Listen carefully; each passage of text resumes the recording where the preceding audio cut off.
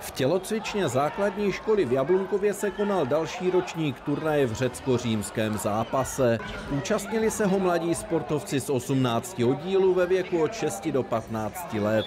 Za město Jablunkov jsem rád, že už letos pořádají 4. ročník turnaje o Zlaté jablko v řecko-římském zápase.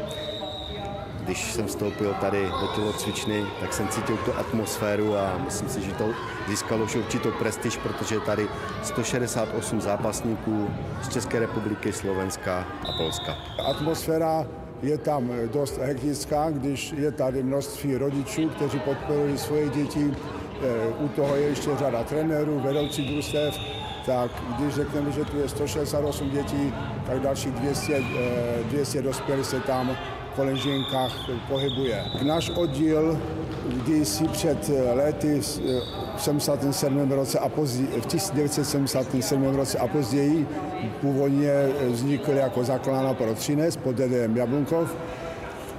Po 14 letech, kdy jsem skončil, zanikl a zase se tak postupně přes různé naše odchovance snažil tuto činnost obnovit. Před necelými 3 lety jsme založili klasický sportovní klub SK Zápas Jablunkov. Jsme sportovní oddíl se spadou oblastí celého Jablunkovska.